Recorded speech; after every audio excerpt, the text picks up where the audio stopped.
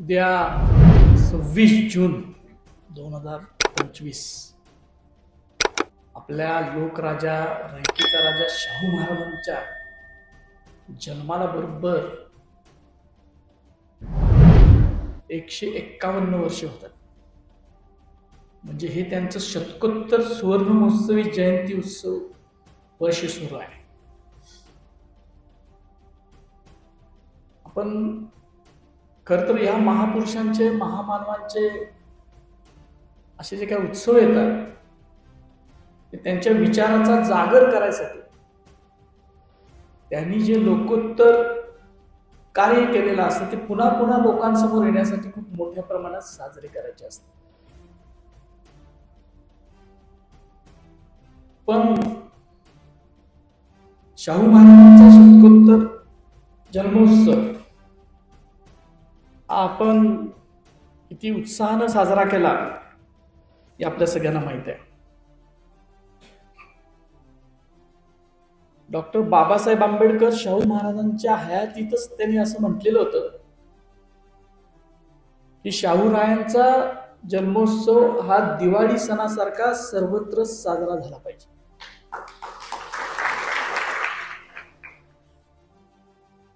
आणि तो का साजरा झाला पाहिजे हे बाबासाहेबांनी कृतीतून दाखवून दिलं. म्हणजे शाहू महाराजांना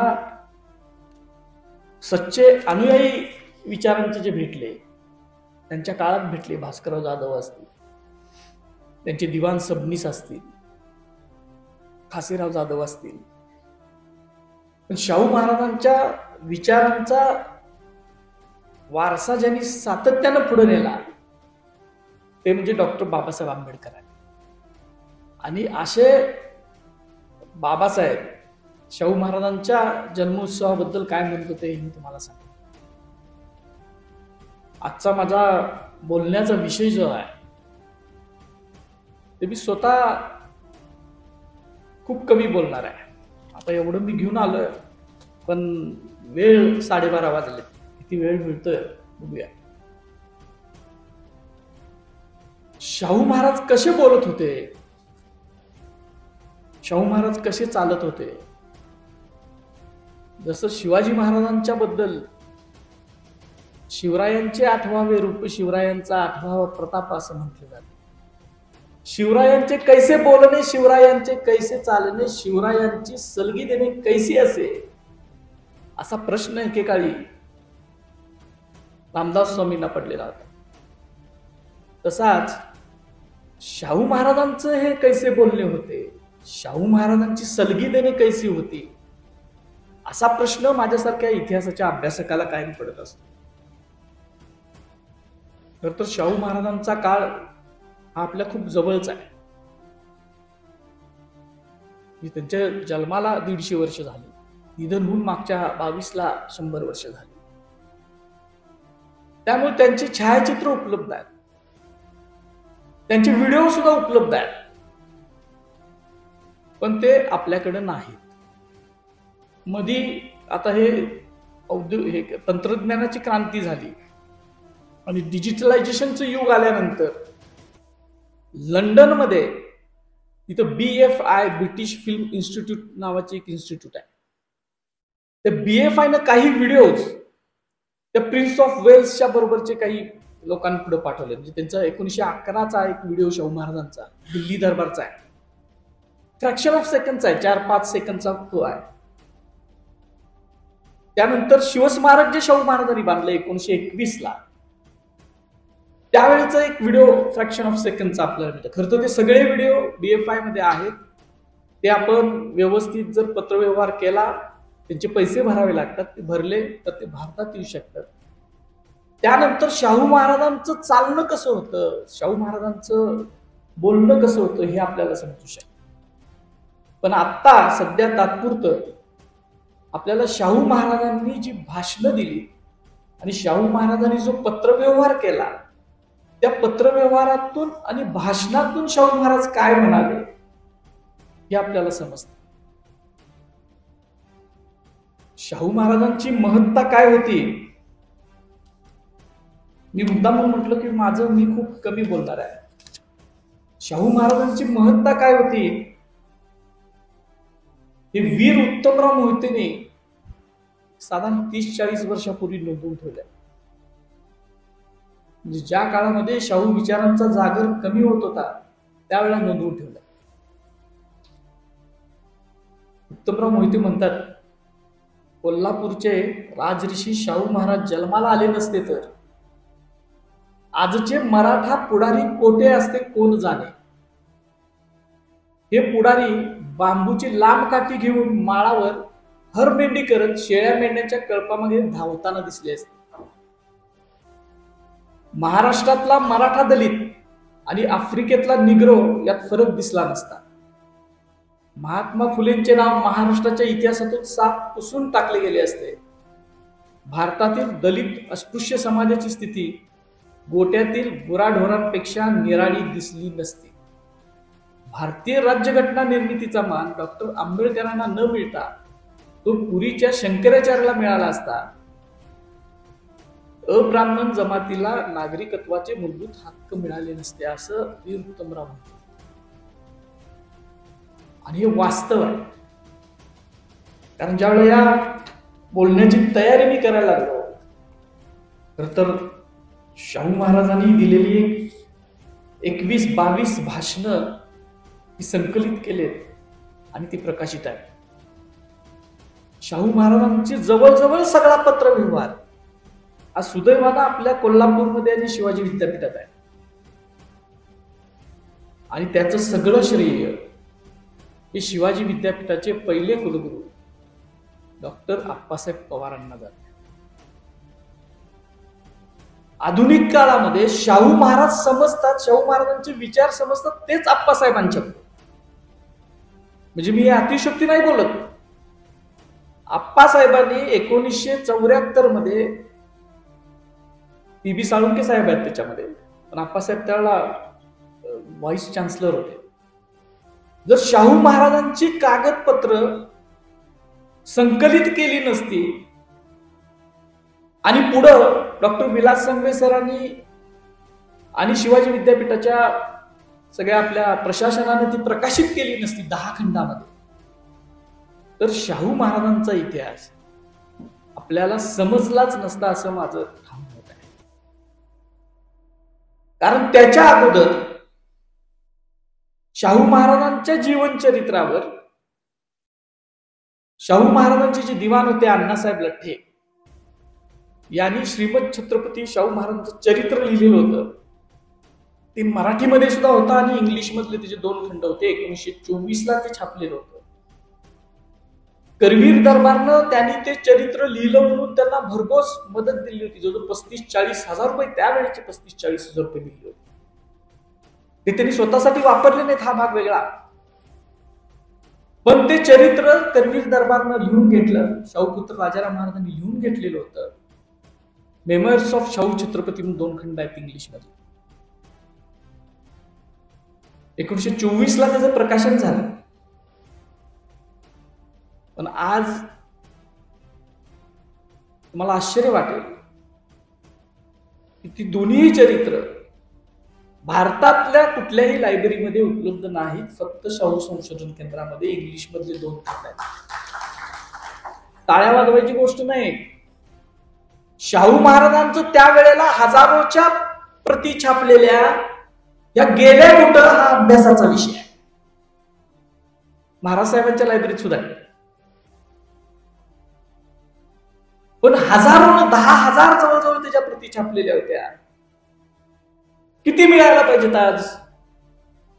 कमीत कमी 500-1000 तरी मिळायला पाहिजे. कुठं आहे? शिवाजी विद्यापीठानं, शाहू संशोधन केंद्रानं, डॉक्टर जयसिंगराव पवार सरांनी मराठीमधलं ते चरित्र पुन्हा पुनर्प्रकाशित तुम्ही केलं, त्याबद्दल विद्यापीठाचं सुद्धा अभिनंदन केलं पाहिजे की जे दुर्मिळातलं दुर्मिळ झालेली होती ते चरित्र, शाहू महाराजांचं पहिलं चरित्र हे लोकांसमोर आहे. आणि हे सगळं काम आप्पासाहेबांच्या प्रेरणेनं आप्पासाहेबांनी स्थापन केलेल्या शाहू संशोधन केंद्रामुळे झालं. त्यात शिवाजी विद्यापीठाचा साहजिकच सहभाग आहे. त्याच वेळेला 74लाच मला वाटतं महाराजसाहेब चुकत नसेल तर शहाजी छत्रपती महाराजांनी शाहू महाराजांची जी हुजूर जी कागदपत्र होती भरपूर, जवळजवळ 52 रुमाल आहे ते, आणि ठराव बुक शाहू महाराजांचे, ते शाहू महाराजांचं डे टू डे कामकाज चालायचं, ही सगळी कोल्हापूर पुरालेखागाराकडे वर्ग केलेली होती. आणि ही सगळी कागदपत्र पुरालेखागारातल्या रुमालात न राहता ती सगळी लोकांसमोर जावी म्हणून आप्पासाहेबांनी पण केलेला होता. त्यांच्या हयातीत त्यांनी 2 खंड शाहू पेपर्सचे काढले. त्यानंतर विलास संघवी सरांनी जवळजवळ 10 खंडामध्ये शाहू महाराजांचं सगळं हे, त्यांनी दिलेली भाषणं, त्यांनी दिलेली पिटिशन्स, त्यांनी लिहिलेली पत्र, शाहू महाराजांच्या वेळेला जे वाद उत्पन्न झाले त्या वादाची सगळी कागदपत्र, म्हणजे वेदत्त कॉन्ट्रोवर्सीचा एक खंड आहे, सामाजिक एक खंड आहे, शास्त्र जगद्गुरूचा खंड आहे. या सगळ्या ह्याच्यातून शाहू चरित्राचा डोलारा आपल्याला समजतो. पण हे कधी झालं? 74 पासून सुरुवात झाली. त्याच्या अगोदर फुटकळ पुस्तकं निघालेली होती. भाई माधवराव बागलांनी शाहू महाराजांच्या आठवणी शब्दबद्ध केलेल्या होत्या 52 मध्ये.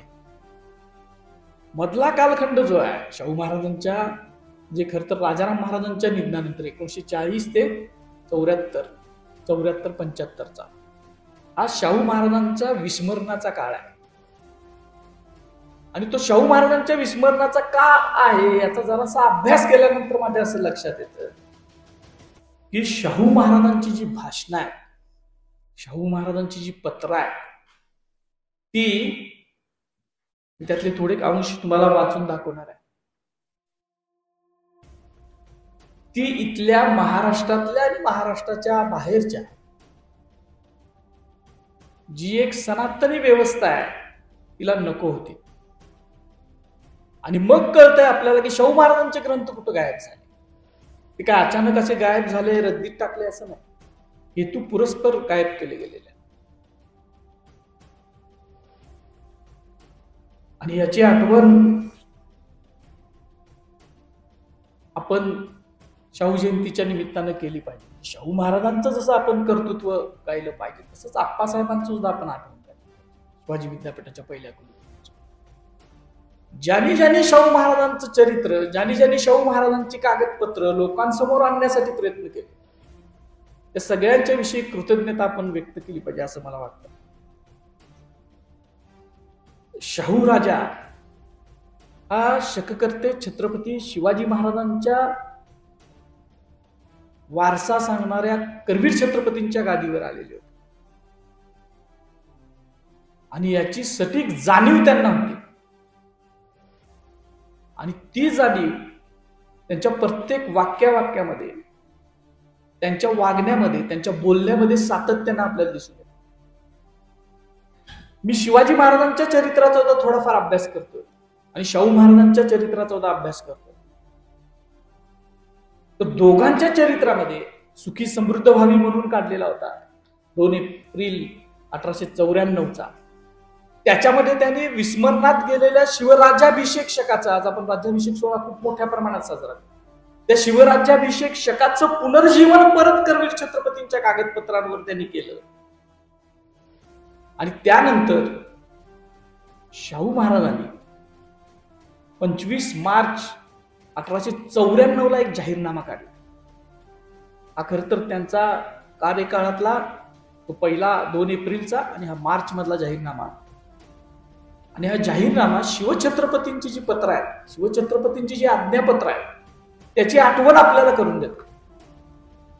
शिवाजी महाराजांची 2 पत्र अशी मिळालेत आपल्याला की ज्याच्यामध्ये शिवाजी महाराज आपल्या सुभेदारांना, अंमलदारांना रयतेची काळजी कशी घ्यावी हे सांगतात. चिपळूण जवळ जी छावणी पडली होती लष्कराची, त्या छावणीतल्या जुमलेदार, हवालदार, सरनोबत या आणि पाईक खलक यांना लिहिलेलं पत्र सुप्रसिद्ध आहे. त्याच्यामध्ये महाराजांचा रयतेच्या भाजीच्या देटास तेही मन न दावणे असा आदेश आहे. आणि सैन्यासाठी सरपट लागतं, घोड्यांसाठी चारा लागतं, त्यानंतर सैन्याला भाजीपाला लागतं. ते सगळं मध्ययुगामधली खूप दुर्मिळ गोष्ट आहे. मध्ययुगामधल्या कुठल्याही राजानं अशा पद्धतीचं पत्र आपल्या सैनिकांना लिहिलेलं आहे असं उपलब्ध नाही अजूनपर्यंत. त्या पत्रात महाराजांनी सांगितले की रयतेच्या भाजीच्या देठास तेही मन न दाखवणे,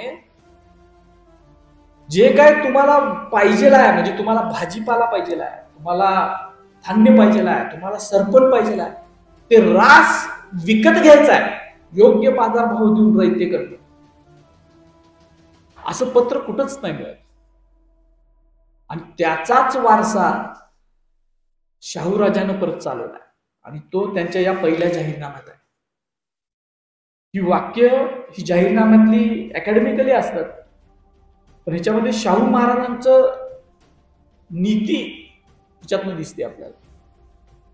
शाहू महाराज ज्यावेळेला हा आदेश काढला त्याच्या अगोदर काय तर प्रक्रिया झाली असणार.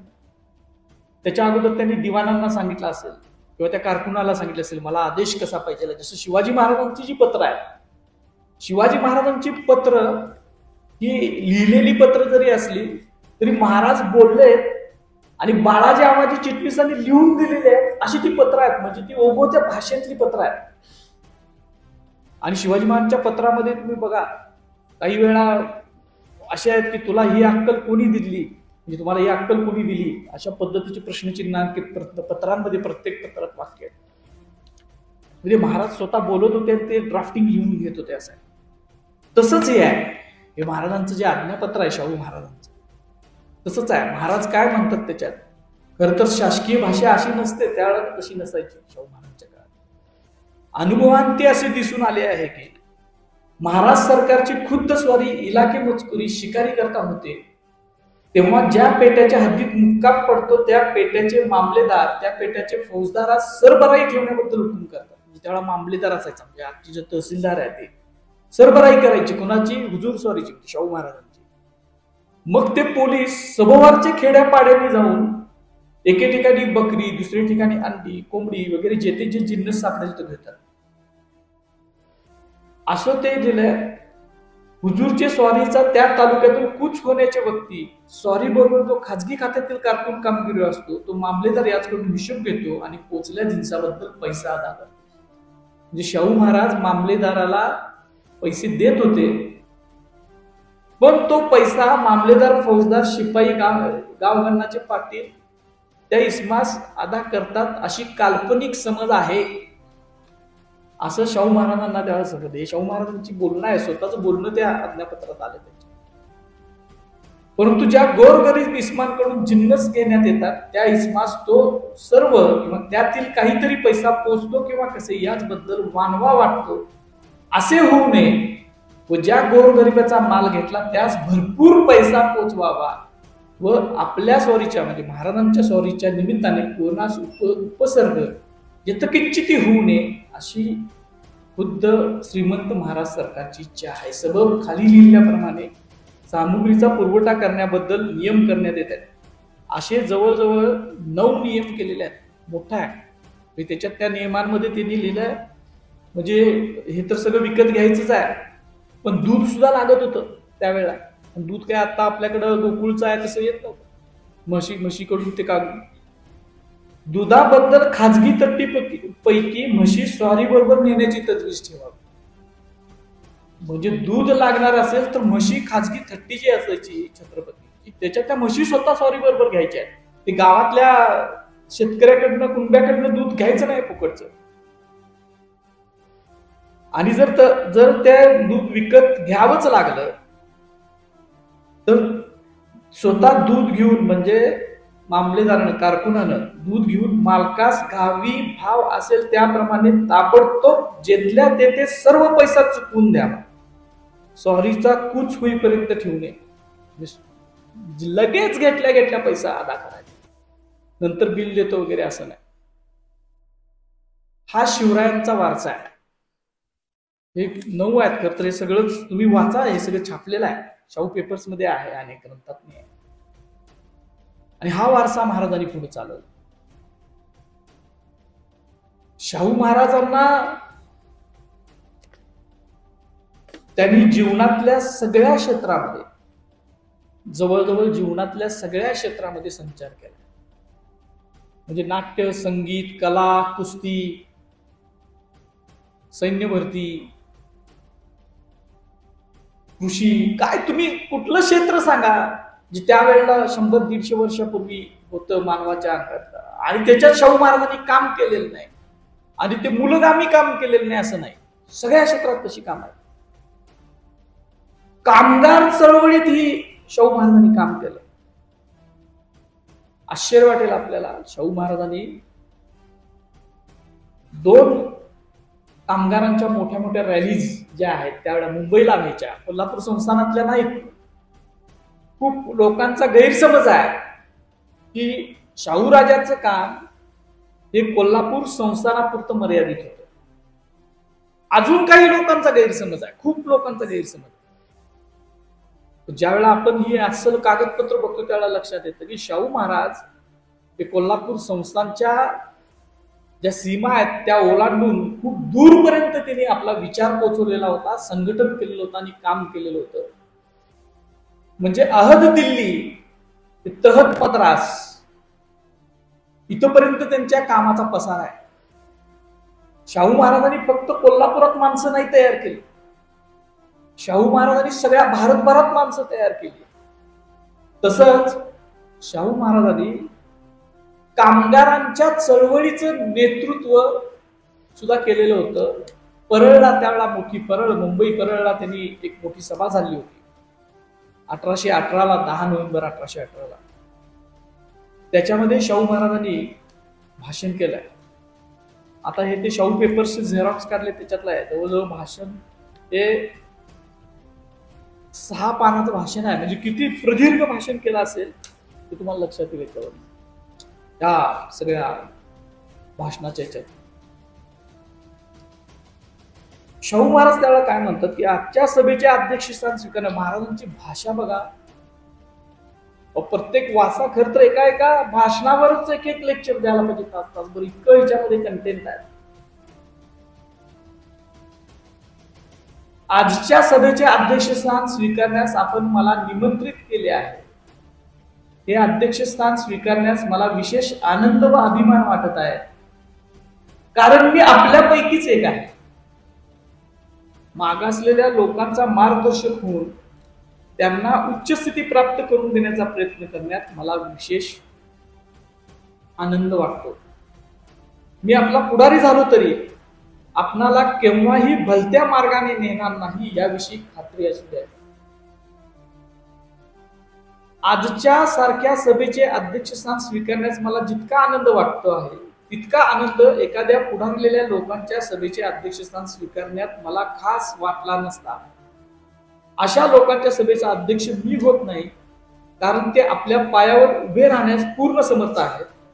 ते लोक कधी कधी मला बहुमान देण्याकरता बोलवतात, तरी मी या कामास योग्य नाही असे समजून मी त्यांची विनंती मान्य करत नाही, कारण मजपेक्षा दुसरे लायक पुष्कळ आहेत. हे काम त्यांनी करावे असे सांगतात. म्हणजे शाहू महाराज कामगारांना सांगतात की मला दुसऱ्या कोणत्याही म्हणजे पुढारलेल्या लोकांच्या सभेच्या अध्यक्षस्थानी जाण्याच्या ऐवजी मला तुमच्यासारख्या कामगारांच्या सभेत जाणं हे मला जास्त भावत आहे.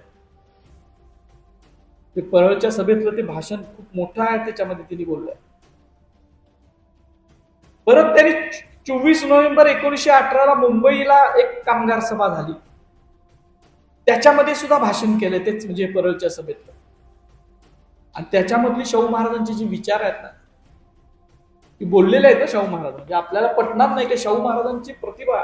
शाहू महाराज 6 फूट 5 इंच उंचीचे.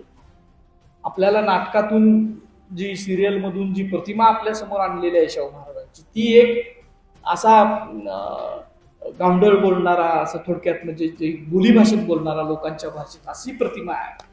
जिथं जिथं ज्या ज्या वेळेला गरज वाटेल त्या त्या वेळेला शाहू महाराजांनी तसं बोलत होतेच. म्हणजे बोलण्याच्या पद्धती अनेक होत्या शाहू महाराजांच्या, संवाद साधण्याच्या जी पद्धती होत्या त्या अनेक होत्या. पण शाहू महाराजांचा अभ्यास किती होता हे या भाषणातल्या काही पॉइंट्स मध्ये तुमच्या लक्षात. सध्या जशी इराण, इस्रायल, अमेरिका लढाई सुरू आहे, तसं त्यावेळेला पहिलं महायुद्ध सुरू होतं. आणि त्याच्यामधला पहिलं कोल्हापूर संस्थानात कुठं त्याला टीव्ही नव्हते, बाहेर काहीच नव्हतं, म्हणजे कम्युनिकेशन साधनं खूप कमी होती. वर्तमानपत्रात जी बातमी यायची कुठली तर लहानशी त्याच्यातून आपल्याला समजायचं. विदेश नीती समजायचं तर भागच नव्हता. पण शाहू राजांना त्याची सुद्धा किती चांगली जाणीव होती विदेश नीतीची, आणि तो त्या सगळ्या ह्याचा दृष्टिकोन काय पाळत होते, म्हणजे कसं बघत होते त्या सगळ्या युद्धाकडे, हे आपल्याला लक्षात. तर मी पुढे सांगणार आहे, शाहू आपली जी सैन्य भरतीची परंपरा आहे, सैन्य भरतीची परंपरा ही शाहू महाराजांच्यामुळे सुरू झाली. मराठ्यांच्या सैन्य भरतीची परंपरा जुन्या काळी होती, शाहू महाराजांच्या सांगेन हे जर सोडून देईल. सध्याची लढाई म्हणजे त्यावेळीची फर्स्ट वर्ल्ड वॉर जर्मनीने आपली राजकीय सत्ता वाढवण्याकरता सुरू केली व तिचा शेवट त्या राजसत्तेचा नाश होऊन प्रजासत्ताक वाढवण्यात झाला. युद्ध थांबलेलं होतं. अशा प्रकारची पण बिन रक्तपाताची लढाई आमच्या समाजात चालली आहे. शाहू महाराज या सामाजिक लढाईला काय म्हणतात बघा, ती तुलना त्यावेळेच्या महायुद्धाशी करतात, फर्स्ट वर्ल्ड वॉरशी करतात. बिन रक्तपाताची लढाई आमच्या समाजात चालली. हे सगळं शाहू महाराजांचं, मी स्वतःच काही सांगत नाही. कारण जरा त्याचा काही संघर्ष, कडवट संघर्ष शाहू महाराजांचा वाचल्यानंतर आमच्या वाणीत सुद्धा थोडीशी कडवटपणा येतो, पण तो भाग नाही. पण हे जे सांगतात ते सगळं शाहू महाराजांचं आहे. सर्व जातीवर आपले धार्मिक व सामाजिक प्रभुत्व चालावे, याकरता राजकीय हक्कही आपल्याच पदरी पडावे, या हेतूने प्रेरित झालेली एक ब्युरोक्रसी आहे व तिच्या सत्तेपासून मुक्त व्हावे व सर्वांस माणुसकीचे हक्क मिळावेत असे मागणारा अज्ञानात पडलेला बहुजन समाज आहे. 1918ला सांगतात शाहू महाराज. आत्ताच्या ह्याच्याशी कोणाची कनेक्शन तारा जोडले असेल जोडून घ्या, पण या 18ला सांगितलंय. म्हणजे महामानवांचे विचार आपण कधीही किती थोर असतात हे लक्षात येते. त्यातून माणुसकीचे हक्क मिळावेत म्हणून बहुजन समाजाची लढाई आहे, आणि ती लढाई महायुद्धासारखीच आहे हे शाहू महाराजांनी सांगितलं. आणि ते खरखर ते महायुद्धासारखी ती लढाई लढली. जी काही लढाई शाहू महाराज लढत होते हे आपल्याला वाटतंय की आपण त्याचा अंदाज घेऊ शकत नाही. शाहू महाराजांची काही पत्र आहेत, त्यांनी आपल्या मित्र इंग्रज अधिकाऱ्यांना लिहिली. प्रकाशित नाही आहेत, त्यातली काही प्रकाशित आहेत, काही अप्रकाशित आहेत. तुम्ही बघा, वाचा, तुमच्या लक्षात येईल की काय खोल सखोल लढाई त्या माणसाने घेतली, काय वार झेललेले आहेत. चारित्र्य हननाचा वार, स्वतःच्या मुलीवर, स्वतःच्या मुलग्यावर ज्या पद्धतीनं त्यावेळीची ही जी काही ब्युरोक्रसी हल्ले करत होती वर्तमानपत्रातून आणि कुजबुज ह्याच्यातून, भयानक आहे. म्हणून वीर उत्तमराव मोहिते म्हणतात ना, ते आपल्या डोक्यात जाते की खरं आहे, आज आपण इथं बसलोच नसतो, शाहू महाराज नसते तर आता आपण असतो का, म्हणजे अशा अवस्थेत असतो का, त्याचा विचार करायला लावणार ती वाक्य. आणि इतके वार होत असताना ही व्यक्ती, छत्रपतींच्या गादीवर असणारी व्यक्ती, ही माणुसकीचा विचार सांगते. प्रत्येक त्यांच्या वाक्यात माणुसकीचा विचार आहे. प्रत्येक पत्रात, खाजगी पत्रात, जाहीर बोलताना कोणी माणुसकी सांगेल. खाजगी पत्रातून जी आता आपल्याला उपलब्ध झाले, खाजगी पत्रातून सुद्धा माणुसकीचा विचार सांगणारा हा व्यक्ती आहे. या समाजाच्या उन्नतीकरता पुष्कळ महात्मे प्रयत्न करीत आहे, वगैरे वगैरे त्यांनी असं म्हटलंय.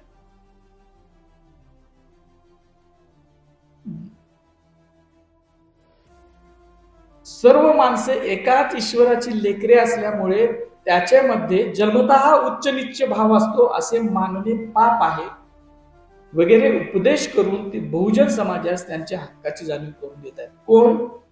ब्रह्म समाज, सत्य समाज, सर्जक समाज, वगैरे वगैरे जे समाज आहेत. अशा प्रकारची झटापट प्रत्येक देशात झाली आहे व होत आहे. येथेही ती नवीन नाही. अशा रीतीने झगडा चालवणे हे राष्ट्राच्या जिवंतपणाचे एक चिन्हच आहे. या लढाईत आपली शस्त्रे काय असावी हे मी मागील, म्हणजे त्यांनी मागच्या भाषणात सांगितलेलं आहे. म्हणजे अशा पद्धतीच्या ज्या लढाया शाहू महाराजांनी केल्या, सामाजिक परिवर्तनाची लढाई, ही अशी सगळ्या राष्ट्रात झाल्या. या झटापटी सगळीकडे होतात आणि अशा लढाईमध्ये कोणती शस्त्र असावी ते शाहू महाराजांनी सांगितलेलं होतं. पहिलं शस्त्र शाहू महाराजांनी सांगितलं वर्तमानपत्र, आणि त्यावेळेला ते साधन होतं समाजाचं. आणि मग सांगितलेलं होतं की शिक्षणाशिवाय तुम्हाला तरणोपाय नाही. हे शाहू महाराजांचं वाक्य आहे. शिक्षणाशिवाय तरणोपाय नाही हे शाहू महाराजांचं वाक्य आहे. शिक्षण घेतलं पाहिजे हे शाहू महाराज सांगत होते.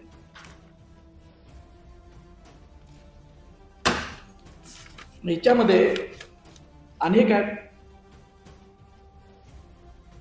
मोठी मोठी वाक्य आहेत.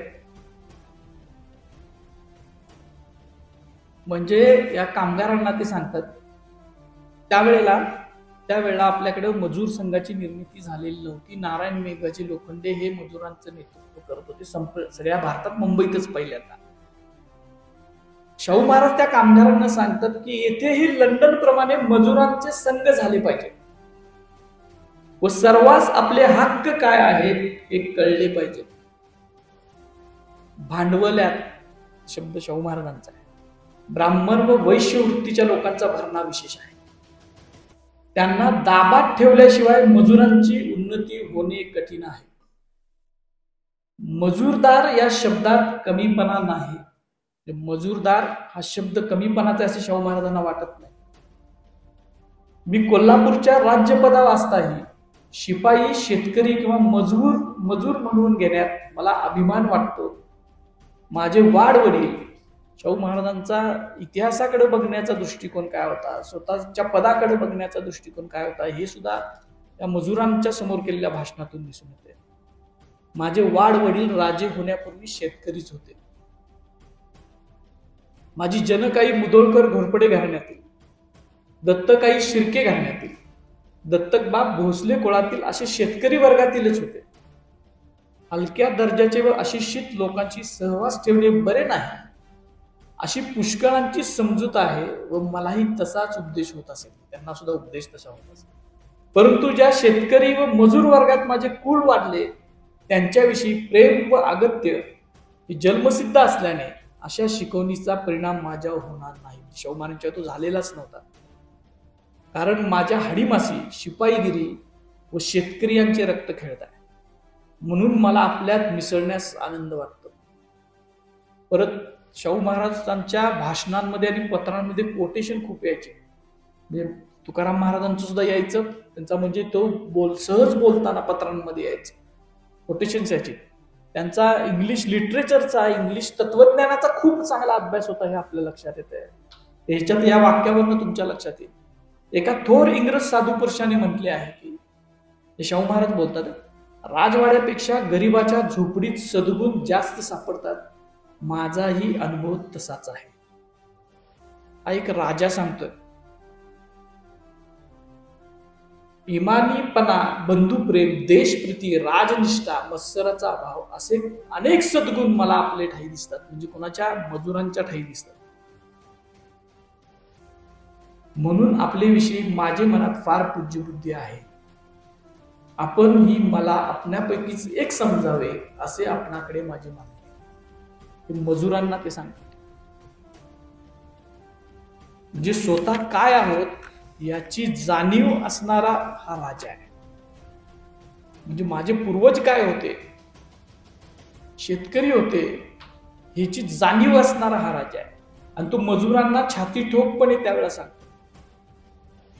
म्हणजे खर तर तुम्ही तो जर काळ बघितला तर भारतामध्ये संस्थानिकांची कमी नव्हती. जवळजवळ 550च्या वर संस्थानिक होते. प्रत्येक संस्थानिकांच्या तऱ्हा वेगळ्या होत्या, त्यांचं राहणीमान वेगळं होतं.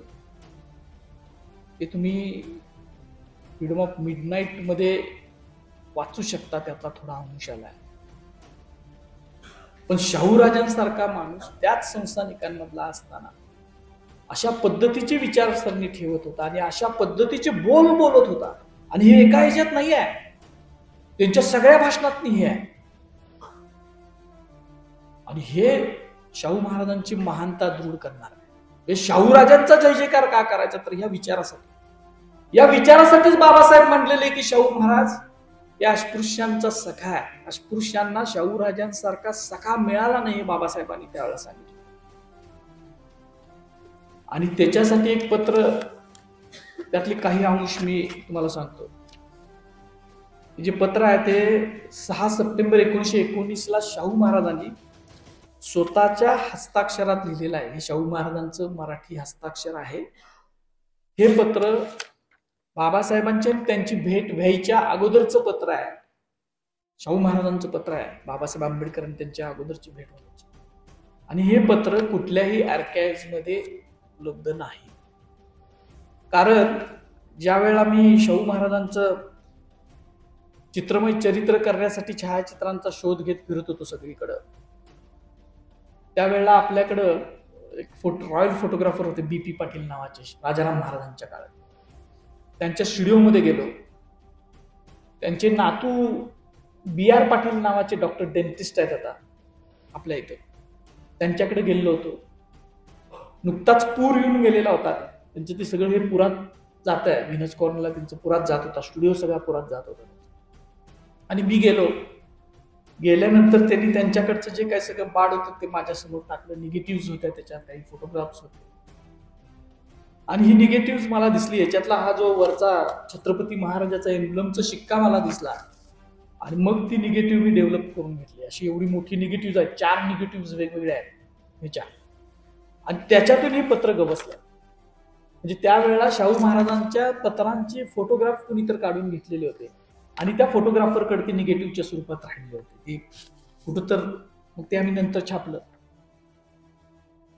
याच्यामध्ये मगाशी जे म्हटलो मी तुम्हाला की शाहू हे खूप महत्वाचं पत्र आहे शाहू महाराजांचं. शाहू महाराजांचं पददलित समाजाकडे, तत्कालीन अस्पृश्य समाजाकडे बघायची दृष्टी काय होती हे सांगणारं हे पत्र आहे. त्यांनी काम केलेलं वेगळं, त्यांचा मनापासून बेंबीच्या देटापासूनचा विचार या पत्रात आला. हे खाजगी पत्र आहे शाहू महाराजांनी शिवतरकर मास्तरांना लिहिलंय. शिवतरकर हेड मास्तरांना लिहिलेलं पत्र आहे. आपली व माझी गाठ पडली नाही. म्हणजे बघा, हे त्या शिवतरकर मास्तरांची आणि शाहू महाराजांची भेट नाही झाली. शिवतरकर मास्तर हे त्यावेळेच्या अस्पृश्य चळवळीतले एक मोठे खंदे कार्यकर्ते होते, बाबासाहेबांचे सहकारी सुद्धा होते. तो भाग वेगळा नंतरचा त्यांच्या सगळ्या विषयाचा. पण त्यांना लिहिलेलं पत्र, आपली व माझी गाठ पडली नाही परंतु मीही आपल्याच मताचा आहे. कदाचित त्यांना शिवतरकर मास्तरांची मतं जी आहेत, असे दत्तोबा पेंटर यांनी, दत्तोबा पेंटर म्हणजे आपले दत्तोबा दळवी जे आहेत ना, त्यांना दत्तोबा पेंटर म्हणायचे, जी आपली मते सांगितली ती मला फारच पसंत आहेत. त्यांना ती मतं सांगितल्यावर शाहू महाराजांनी पत्र लिहिलं. शाहू महाराज अशी माणसांचा शोध घेत होते. म्हणजे प्रत्येक क्षेत्रातल्या माणसांचा शाहू महाराज शोध घ्यायचे की कोण कुठल्या याच्यासाठी सापडेल. स्वदेशीचं खरं स्वदेशी म्हणजे नुसती अंगावर तुम्ही खादीची कपडे घातली म्हणजे स्वदेशी नाही होत. शाहू महाराजांचं जरासं विषयांतर, पण शाहू महाराजांनी खऱ्या अर्थानं स्वदेशीचा बाणा आपल्या अंगी बनवलेला होता. त्यावेळेला शाहू महाराजांच्या अगोदर मी काय उदाहरण सांगतो की इथले जे इंजिनियर्स होते ते शॉनन होता, मेजर मॉन्टनं काही आर्किटेक्ट आपल्याकडे केली, सगळे परदेशी इंजिनियर, ब्रिटिश इंजिनियर्स, बाहेरचे इंजिनियर्स. भारतातल्या कुठल्याही संस्थानामध्ये यतदेशी इंजिनियर स्टेट एक्झिक्युटिव्ह इंजिनियर झालेला नव्हता. शाहू महाराजांनी दाजी विचारे यांना स्टेट एक्झिक्युटिव्ह इंजिनियर केलं. तांत्रिक अडचणी खूप होत्या. पहिल्यांदा त्यांना खालच्या पदावर घेतलं, कारण इंग्रज ब्युरोक्रसीची जशी इथली ब्युरोक्रसी होती तशी इंग्रज ब्युरोक्रसी जी होती ती दाजी विचारे यांना इंजिनियर म्हणजे त्या प्रमुख पदावर येऊ नये म्हणून काम करत होते. शाहू महाराजांनी ते सगळं असे मुत्सद्दीपणे तोडत नेला आणि स्टेट एक्झिक्युटिव्ह इंजिनियर दाजी विचारे यांना. दिवाण त्यांनी जे केलं संस्थानाचं ते राव बहादूर सबनीसांना केलं. सरसुबे जे केलं ते भास्करराव जाधवांना केलं. सगळं करवीर दरबारचं प्रशासन, शाहू महाराजांच्या काळातलं प्रशासन आणि शाहू महाराजांच्या नंतरचं प्रशासन, जमीन आसमानचा फरक. ही स्वदेशी नीती होती. ती कुठेही न बोलता, कुठेही न सांगता कोणालाही ती त्याचं इम्प्लिमेंटेशन शाहू महाराजांनी केलं होतं. आणि असं करणारा हा भारतातला पहिला राजा होता संस्थानिक, स्वदेशी माणसांना घडवणार. तर हे शिवतरकरांना ते लिहितात. त्यांनी जे लिहिलंय, जो दुसऱ्यावरी विश्वासला त्याचा कार्यभाग बुडाला, जो आपणच कष्टत गेला तोची जाण भरा. हे असं वारंवार येते शाहू महाराजांच्या पत्रात. म्हणजे जे तुकाराम महाराजांचे जे काय अभंग आहे, तुकाराम महाराजांची जी शिकवण आहे ती शाहू महाराजांनी बहुतेक अगदी कुठल्याही हबहबपेक्षा जास्त कुळून प्यालेली होती असं दिसतंय. कारण हे सहज पत्र लिहिताना सहज आलेली गोष्ट आहे, अशी माझी मतं आहेत असं त्यांनी सांगितलंय. खूप मोठं पत्र आहे, त्यातले काही फक्त शाहू महाराजांची बोलायची पद्धत कशी होती, शाहू महाराज लिहित कशी होते, विचार काय होते सांग. पुढे ते म्हणतात, अस्पृश्य हा शब्द मला अगदी आवडत नाही. तो कानात पोलादी जस्त ओतल्यासारखा भासतो. म्हणजे तो शब्द सुद्धा शाहू महाराजांना कानात पोलादी जस्त ओतल्यासारखा वाटायचा.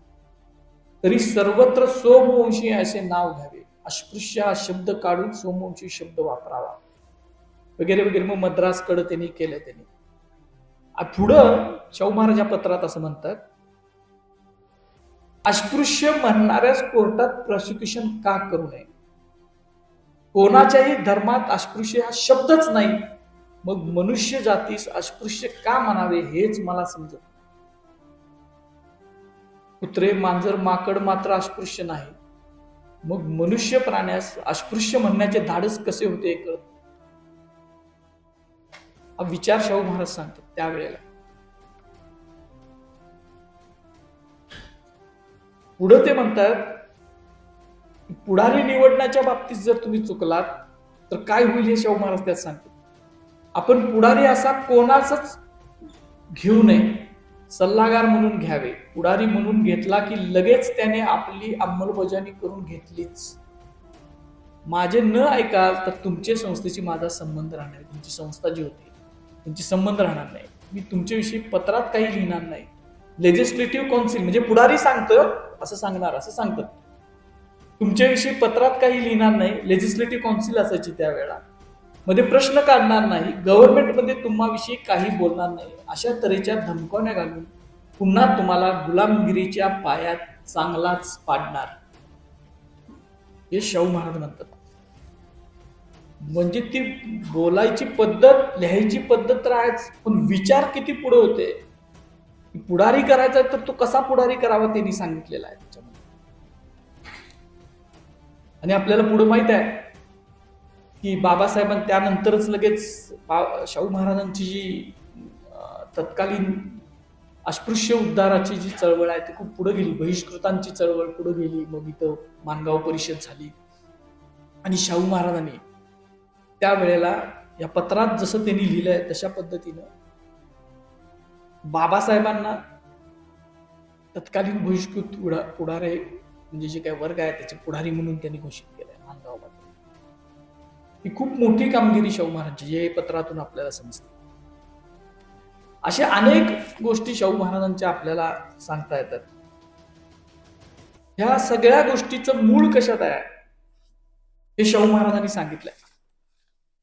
शाहू महाराजांची जी भाषणं आहेत ना ती खरं वाचल्यानंतर तुम्ही बाकी शाहू चरित्र कुठलं वाचला न वाचलं काही फरक पडत नाही. नुसती भाषणं जरी वाचली तरी शाहू महाराज काय आहेत हे आपल्याला समजतं. जसं शिवाजी महाराजांची पत्र वाचल्यानंतर शिवछत्रपती काय आहे ते समजतं, तसं शाहू महाराजांनी दिलेली भाषणं जर आपण वाचली तर शाहू महाराजांच्या चरित्राचा तळ आपल्याला सापडू शकते असं माझं मत आहे. आणि हे सगळं जे काय आलंय, अस्पृश्यता, जातीभेद, धर्मभेद, हे कसे मोडून काढले हे शाहू महाराजांनी सांगितलेलं आहे. म्हणजे कसे मोडून काढले पाहिजेत हे शाहू महाराजांनी सांगितलेलं आहे. उदाजी मराठा जे बोर्डिंग हाऊस आहे आता आज नाशिकला आहे. मग अशी मी जे सांगितलं ना शाहू महाराज कोल्हापूर पुरते मर्यादित नाही, महाराष्ट्राच्या किंबहुना पश्चिम भारताच्या शिक्षणाचा जे काही सगळा पाया घातला गेला तो सगळा शाहू महाराजांनी घातला आहे. म्हणजे महात्मा फुलेंनी घातलाच, प्रश्नच नाही. पण ज्या मोठ्या मोठ्या शिक्षण संस्था ज्या उभारलेल्या आहेत, मग त्या नाशिकमधल्या असोत, पुण्यातल्या असोत, विदर्भातल्या असोत, नागपूरमधल्या असोत, त्याचा सगळ्याचं मूळ जे आहे ते शाहू महाराज आहे. आणि असंच उदाजी मराठा बोर्डिंग हाऊस त्यावेळेला नाशिकमध्ये काढायचं ठरलेलं होतं. त्याच्या पायाभरणी समारंभाला शाहू महाराजांना बोलले, शाहू महाराजांनी भरघोस मदत केली. म्हणजे शाहू महाराज किती टोकाला जाऊन मदत करायचे. काही पत्र, अप्रकाशित पत्र आहेत शाहू महाराजांची उदाता स्वतःच्या हस्ताक्षरात लिहिली. शाहू महाराजांनी त्या बोर्डिंग हाऊसला स्वतःच्या खर्चानं त्या टाईपरायटर दिला. ही मदत तर केलेलीच आहे इमारत बांधायला. तो स्वतः काय करू शकतो मदत, तर टाईपरायटर, पुस्तकं ठेवायला कपाट, पुस्तकं, अशा लहान सहान गोष्टी शाहू महाराजांनी दिलेल्या नोंदी आहेत. तिथं आता एक संग्रहालय केले त्यांनी, त्यामध्ये बऱ्यापैकी आमच्याकडे आले होते, आम्ही दिली कागदपत्र. शाहू महाराजांची कृतज्ञता त्या उदाजी महाराज. खूप मोठी शिक्षण संस्था आहे, जशी आपल्या भागात स्वामी विवेकानंद शिक्षण संस्था असेल किंवा रयत असेल. रयत एवढी नाही, पण त्याच्या 50% तरी आहे. खूप शिक्षक तिथून बहुजन समाज सगळी मंडळी शिकून मोठी झालेली आहेत नाशिकमध्ये. तर त्याच्या अध्यक्षपदावरनं पायाभरणीच्या शाहू महाराजांनी जे भाषण केलं ते भारतातल्या जाती व्यवस्थेवरचा प्रहार आहे. आता हे शाहू महाराजांनी केलंय म्हणूनच मी वाचून दाखवू शकतोय, नाहीतर स्वतः आता असं बोलणं म्हणजे जरासं त्रासदायक आहे. जातीद्वेष हा हिंदुस्थानचा फार पुराणा रोग आहे, शाहू महाराज म्हणतात त्या भाषणात. 15 एप्रिल 1920 भाषण आहे. जातीद्वेष हा हिंदुस्थानचा फार पुराणा रोग आहे. परशुरामाने निशस्त्रीय पृथ्वी केली या म्हणण्यात जातीद्वेषाचे प्रतिबिंब पूर्णपणे पडलेले दिसते.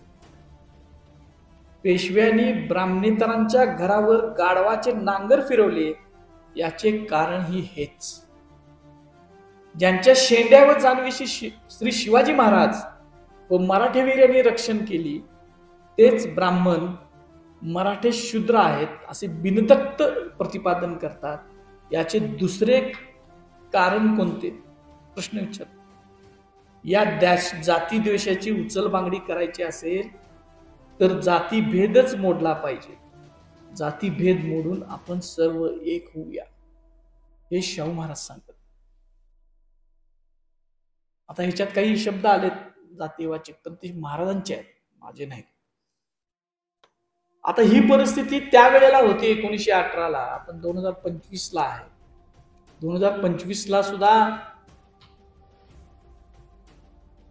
कुठल्या तर शंकराचार्यांनी आता युपी मध्ये सांगितलं बघा की जे कथा सांगायचा अधिकार आहे तो फक्त ब्राह्मण वर्गाला आहे. आत्ता 25ला सांगायला.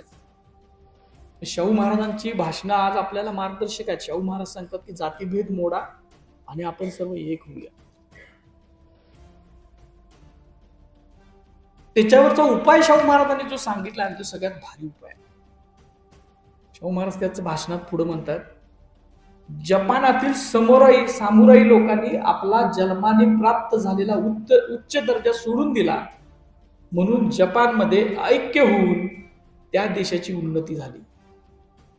त्याप्रमाणे ब्राह्मणांनी जाती मत्सर सोडल्याशिवाय आमच्या लोकांची उन्नती होणार नाही. सर्व जातींना हात देऊन त्यांना आपल्या बरोबर घेऊन सर्वांची स्थिती सुधारणे हे काम क्षत्रियांनी अवश्य केले पाहिजे. ते त्यांचे कर्तव्य आहे. ब्राह्मण लोकांना जन्मसिद्ध धार्मिक बाबतीत श्रेष्ठपण आले आहे. त्यांच्या जोरावर त्यांची एक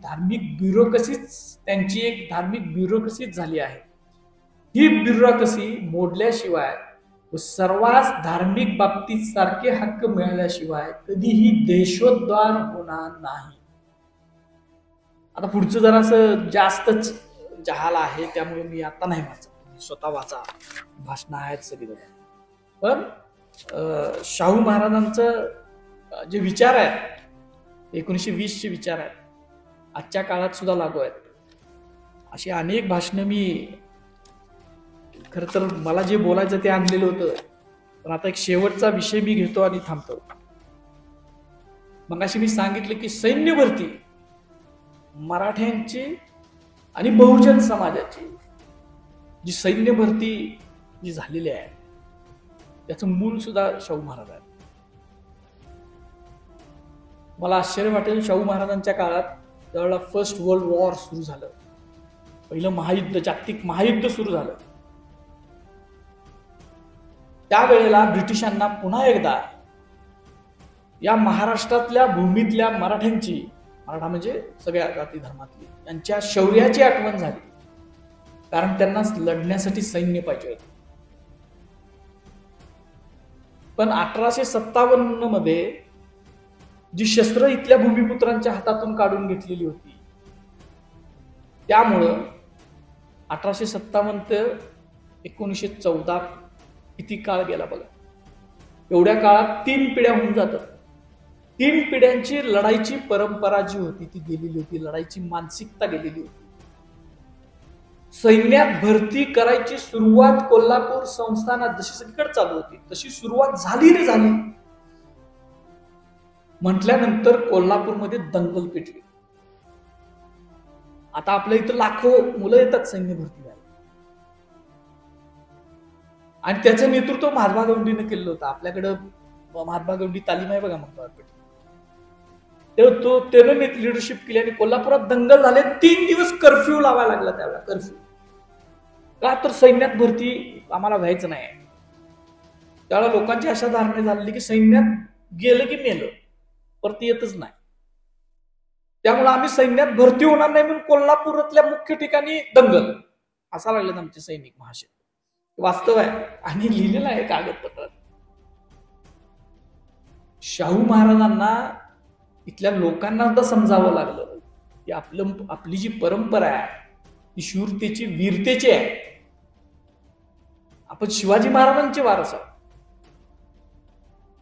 त्यांनी ब्रिटिशांना सल्ला दिलेत. पत्र आहेत सगळी 1916च्या खंडांमध्ये सगळं आहे. ब्रिटिशर सुद्धा सैन्य भरती करून घेत असताना आपल्याला सोल्जर्सच्या वर अधिकारी लेवलला भरती करून घेत नव्हतं. शाहू महाराजांना ही सुवर्ण संधी वाटली. आपलं जे काय लष्करी सामर्थ्याच्या पुनर्जीवन करायची सुवर्ण संधी वाटली पहिलं माहीत. आणि मग शाहू महाराजांनी सिमल्यापर्यंत जाऊन मराठ्यांना अधिकारी दर्जापर्यंत सुद्धा लष्कर भरती मराठ्यांची व्हावी याच्यासाठी पिटिशन्स दिलेत. आणि नुसती मराठ्यांची नाही, त्यांनी त्यावेळेला तत्कालीन रामोशी समाज असेल, तत्कालीन मातंग समाज असेल, तत्कालीन बाकीचे समाज असतील, यांच्यासाठी सुद्धा दिलेली पिटिशन्स उपलब्ध आहेत. त्यांनी शाहू महाराजांनी सांगितलं की त्या ब्रिटिशांना सांगितलं की तुम्हाला जर सैन्याची गरज आहे तर तुम्ही आम्हाला वेस्ट आफ्रिकेत जमिनी द्या. मराठ्यांना शाहू महाराजांची वाक्य आहेत, वेस्ट आफ्रिकेत आम्हाला जमिनी द्या. कारण मराठ्यांना जमिनीची हे खूप आहे आवड म्हणा, ती खूप आहे. त्यामुळे वेस्ट आफ्रिकेत जमिनी द्या, तुम्हाला तुमच्याकडे जास्त सैन्य भरती होईल आमच्याकडे. परत शाहू महाराजांचं पहिलं पिटिशन असं आहे की त्यावेळेला नॉर्थ मधले पॅरामीटर्स जे सैन्य भरतीचे होते, म्हणजे मानवाचे पॅरामीटर्स, उंचीचे पॅरामीटर्स आहेत. छाती एवढी पाहिजे, उंची एवढी पाहिजे, पायातलं अंतर एवढं पाहिजे, तर त्याच्यामध्ये मराठे बसायचे नाहीत. कारण आपण सगळे बघा इथं आता स्टेजवर सुद्धा किंवा तुम्ही सुद्धा आजूबाजूला एखाद दुसरं सोडले तर आपली चणी लहान आहे. शाहू महाराजांनी त्या ब्रिटिश गव्हर्नरला लिहिलेलं एक पिटिशन आहे, त्याच्यामध्ये जे पत्र आहे त्याच्यामध्ये शाहू महाराजांनी त्यांना सांगितलं, इंग्लिश मधलं आहे, त्याचं भाषांतर मी केलंय. मराठा हे कमी उंचीचे, शीख आणि पंजाबी लोकांसारखे बलदंड नाही. विशेष मोठा आकार हा लढण्यासाठी लाभदायक आहे, पण मराठ्यांची चणी लहान आहे. ही चणी अशी का झाली ते सांगतात पुढं. ते ज्या म्हणजे मराठे ते ज्या हवामानात आणि ज्या परिस्थितीत जन्मले ती परिस्थिती ते घडवण्यास कारणीभूत आहे. मराठ्यांची जी चणी आहे उंचीने लहान आणि हे सगळे जे आहे ती त्या ज्या परिस्थितीत आपण जन्मले, सह्याद्रीचा सगळा पट्टा आपला ह्या त्याच्यामुळे ते झालेले आहे. पण याच कठीण परिस्थितीने त्यांना काटक आणि सहनशीलता हे गुण दिले आहेत. पटवून देण्याची हातोटी काय महाराजांची बघा. ते गव्हर्नरला सांगतात की याच कठीण परिस्थितीनं काटकता आणि सहनशीलता हे 2 गुण दिले. म्हणून या लढवया गुणांमुळेच एकेकाळी सारा हिंदुस्थान याच मराठ्यांनी आपल्या पराक्रमाने जिंकून घेतला होता. ही इतिहासाची आठवण शाहू महाराजांनी त्या ब्रिटिश गव्हर्नरला करून दिली. आणि खरं आहे, मी इतिहासाचं बघा, मराठ्यांची जिथे जिथे व घोड्यांच्या टापा पडल्या तिथे तिथपर्यंत आजचा भारत आहे. आणि ही आठवण शाहू महाराजांनी गव्हर्नरला करून दिली. आणि पुढे ते सांगतात, आणि आज ही मराठ्यांची हिंमत व ताकद कमी झालेली नाही. आणि म्हणून मग आपल्या लष्करामध्ये अधिकारी लेवलला मराठ्यांची भरती सुरू झाली. शाहू महाराजांनी, म्हणजे ही खूप मोठी गोष्ट आहे. नंतर आपल्या राजाराम रायफलचं रूपांतर मला वाटतं मराठा लायमध्ये ह्याच्यामध्ये झालं, असं म्हणजे आपल्या सैन्यामध्ये फर्स्ट मराठा जे झालं ते त्याच्यामध्ये झालं, तर म्हणजे दुसऱ्या महायुद्ध काळात. पण ह्याची सुरुवात शाहू महाराजांच्या मुळे झाली. त्यांनी वॉर फंड उभारलेला होता. आता काही लोक काय म्हणतात की ब्रिटिशांना मदत केली, हे केलं ते केलं. तुमच्याकडे लढाईची प्रवृत्तीच राहिलेली नव्हती. भारत स्वतंत्र झाल्यानंतर जी धारणा सुभाषचंद्र बोस यांची होती नंतरच्या काळात, म्हणजे जी आझाद हिंद फौज जी निर्माण झाली ती इथल्या सैनिकांमधून निर्माण झाली. पण ते आझाद हिंद फौज सैनिक जाण्यासाठी, राष्ट्रभावना निर्माण होण्यासाठी तिची सुरुवात शाहू महाराजांनी केली, हे आपण विसरता कामा नये. आणि सर्व धर्मीय, सर्व जातीय फर्स्ट वर्ल्ड वॉर मध्ये गेलेल्या सैनिकांचं भारतातलं पहिलं स्मारक हे शाहू महाराजांनी उभा केलं. आणि ते पुण्यातल्या शनिवार वाड्याच्या समोर उभा केलेलं होतं. आता ते कॅम्पमध्ये हलवलंय. बाजीरावांचा पुतळा तिथं बसवायचा होता म्हणून कॅम्पमध्ये हलवला, आता तो भाग वेगळा. आणि त्याचं पण ते रिहॅबिलिटेशन सैन्याचे अधिकारी होते म्हणून त्यांनी ते तसंच केलं, नाही तर ते पडून गेलं असतं. जसं शाहू महाराजांच्या अनेक वस्तू कोल्हापुरात फाटल्या गेल्या तसं ते गेलं असतं. पण ते पहिलं इथल्या सैनिकांचं, इथल्या वीर योद्ध्यांचं स्मारक आहे की जे भारताची भूमी सोडून परदेशात जाऊन लढले. आताचं जे आमरा एकूट नावाचं मेसोपोटेमियामध्ये जे ठिकाण आहे बघा, तो मोठी लढाई आहे ती फर्स्ट वर्ल्ड वॉर मध्ये. त्याच्यावर डॉक्युमेंटरीज आहेत, तुम्ही बघा किती प्रचंड हाल त्या सैन्याचं झालं होतं आमरा एकूटच्या लढाई. तिथं आपलं सैन्य होतं, फर्स्ट वॉर मध्ये गेलं होतं. आणि त्यांना लिहिलेलं शाहू महाराजांचं पत्र आहे. तिथल्या सैन्याला रसदेचा पुरवठा शत्रू सैन्यानं वेढा घातलेला होता, त्यामुळे रसद मिळत नव्हती. बाकी ब्रिटिशर्स आणि इतर जे सैन्य होतं त्यांच्याबरोबर अडकलेले ते घोडे आणि इतर प्राण्यांचं मांस खात होते. तर तिथल्या सैनिकांनी सांगितलं की घोडा हा आम्हाला प्रिय आहे, आम्ही घोड्याचं मांस खाऊ शकत नाही, नाहीतर आम्ही धर्मभ्रष्ट होणार, जातीभ्रष्ट होणार. शाहू महाराजांनी लिहिलेलं पत्र आहे, आपल्या आर्काइव्ह मध्ये आहे. त्यावेळेला शाहू महाराजांनी त्यांना सांगितलं की तुमचा जो धर्म आहे तो सगळा तुमचा धर्म, लढणे हा तुमचा धर्म आहे. त्यामुळे तुम्ही लढण्यासाठी तुम्हाला जगलं पाहिजे आणि त्यासाठी तुम्हाला जे काही खावं लागतं ते तुम्ही खावा.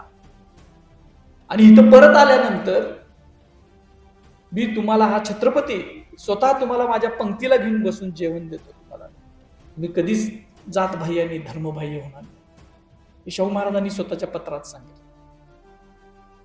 असे हे शाहू महाराजांचा सगळा विषय आहे. मला वाटतं 1 तास झाला, अजून खूप आहे, एवढ्या कमी वेळामध्ये ते होत नाही. पण माझं एक आवडतं शाहू महाराजांचं वर्णन त्यांना बघितलेल्या वीरा शिंदेने करून ठेवलेलं एक वर्णन. शाहू महाराज काय होते, जसं वीर उत्तमराव मोहित्यांनी सांगितलं की शाहू महाराज नसते तर काय झालं, पण शाहू महाराज हे लढाया कशा करत होते हे आपल्याला या वर्णनातून समजतंय.